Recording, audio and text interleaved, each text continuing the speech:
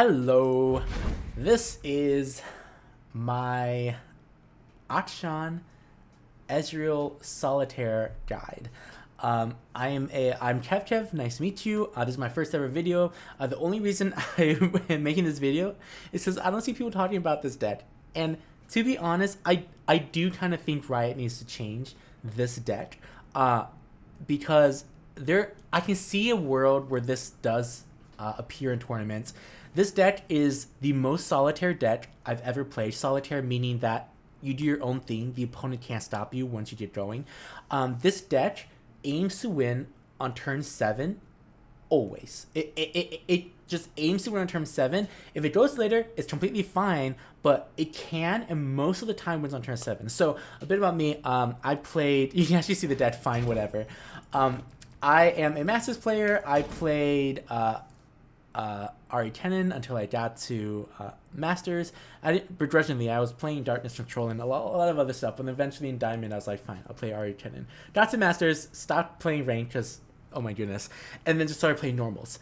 And then, while I was enjoying my time in Normals, I faced this deck. After playing like 50-some games in Normals, I faced this deck by one person. I don't remember the person's name anymore.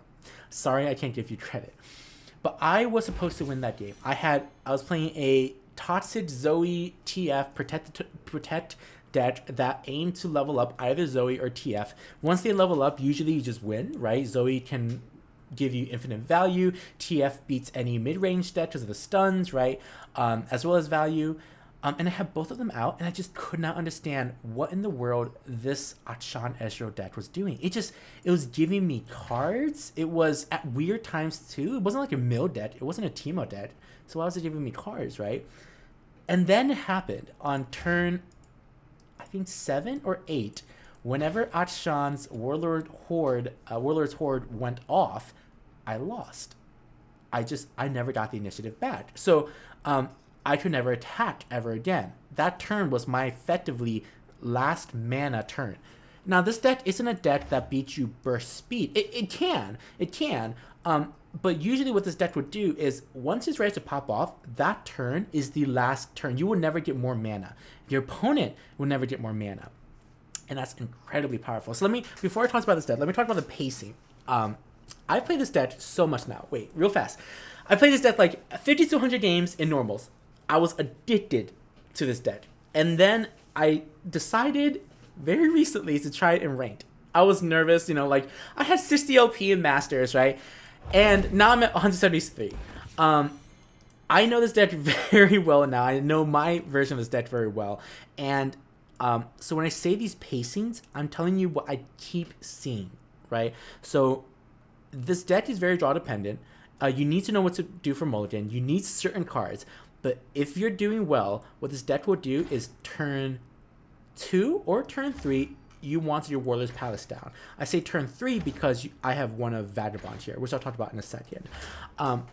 Once you have Warlord's Palace down, this deck runs enough landmark advancement tools, which is Clockwork Curator and Time in a Bottle, as well as just Akshan, right? As well as Ancient Hourglass. Ancient Hourglass on an Akshan or Vagabond is huge. Do not forget about that, because you're targeting your own ally, -1, and then resummons them, right? So -1 or -2 for Vagabond. So on turn 4, I consistently level up Akshan. That's a very fast time. That's the time you want to aim for. A turn 4 Akshan level up.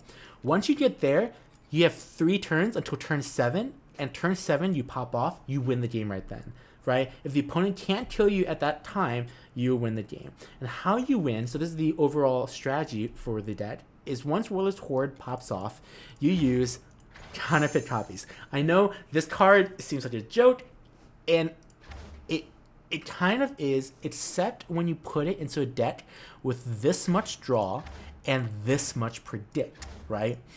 It becomes enormous. It becomes so powerful, as well as Station Archivist, right? So let me just run you through a very common scenario that's incredibly powerful. You have 1 counterfeit copies. Akshan gets you a Warlord's Horde, right? Or Sentinel's Horde, I'm sorry. And you have Font of Power. You use counterfeit copies on Font of Power. You now have 5 total. Then you use Font of Power. It reduces all the cards in your hand mana by 1, and you also draw 2. If you draw another Sentinel's Horde, you're just golden. you're just good. You've done it, right? But if you didn't, that's okay. You pivot into drawing and predicting and drawing. So oftentimes I would scrying sands to predict, and if I see a Sentinel's Horde, I pivot. I pivot to Station Archivist. Because when you predict, you put the card on top, Station Archivist will see that spell on top, and you will get a fleeting copy of it. You won't get the actual card, which is huge, because that means you get a copy of it, and then you will use it, and you get the real copy of it, right? So that's at least 2 more Font of Powers, right?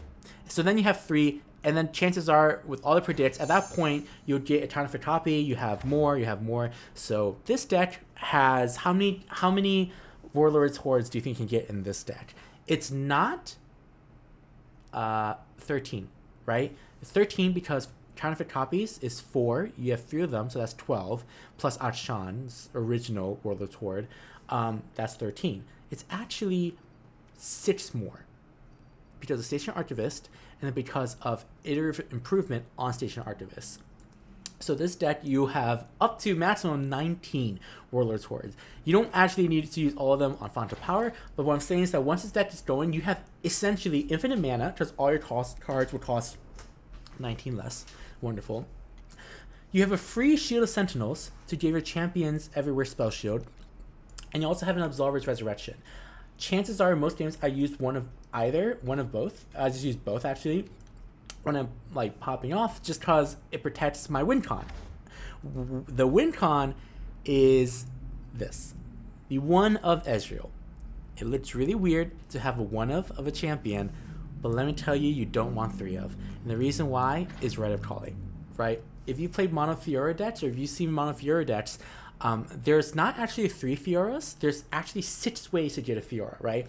It's either Entreat, I think it's called Entreat, and Freljord, the 2 mana draw champion, or it's Rite of Calling in Streama, right? I've seen some Streama Fiora decks in the past in the day when Streama first came out.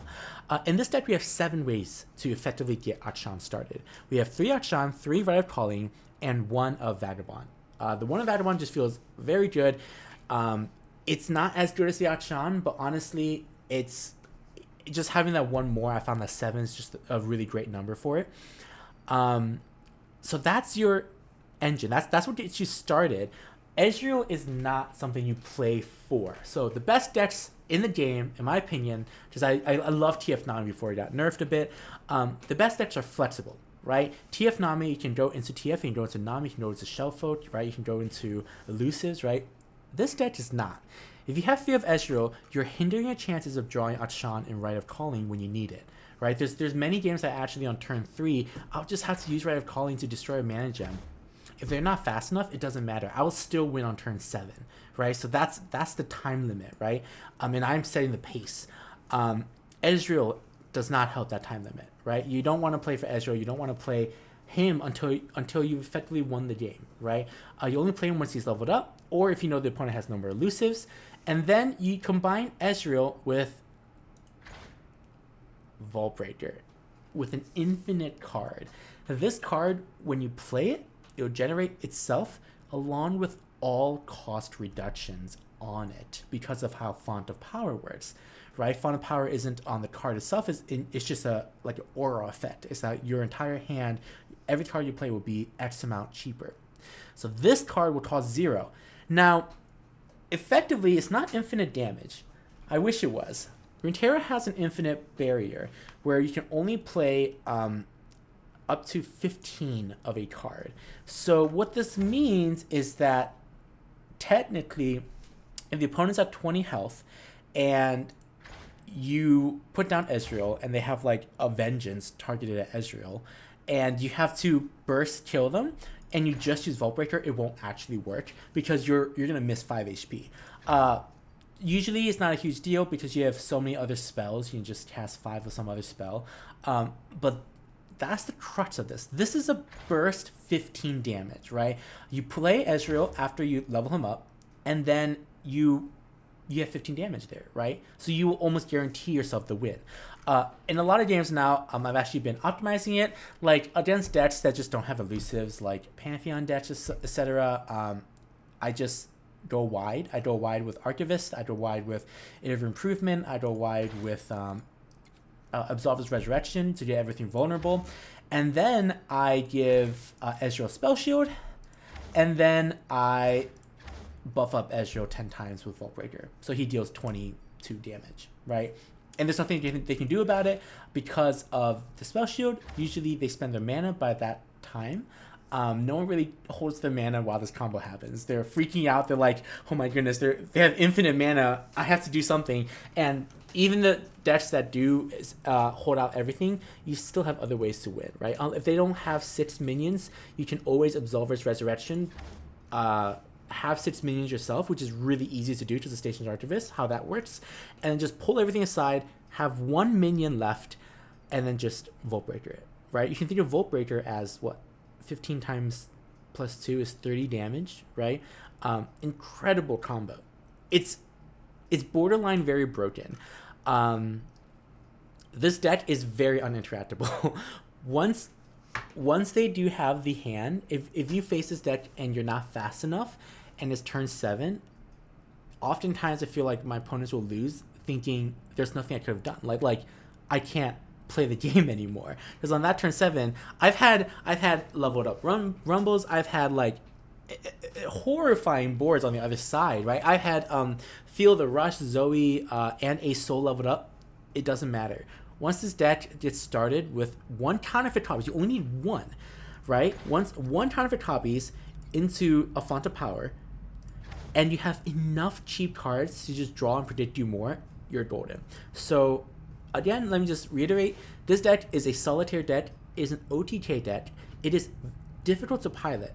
I've played over 100 games now, I believe, of this deck, in normals and then ranked collectively, and I've found, I'm only doing this video because I do believe this is a above 50% win rate deck, and it's kind of toxic. It's kind of toxic. So I'll attach some gameplay, or I'll link them somewhere else, but take a look at some of the gameplay and you'll see what I mean by the pacing and how fast you can get an infinite combo going. Infinite being you kill them, right? So the last thing, I don't believe in stalling out your opponents forever. This deck, you can't because of how Runeterra does their infinite trigger system, but I was never a component of that. I was never like, oh, let's just like do infinite them out until they surrender, or like I surrender. No. This deck will beat you down with Ezreal, and it can do so very quickly as well. So anyways, this is the deck. Reach out to me if you have any questions. Thanks.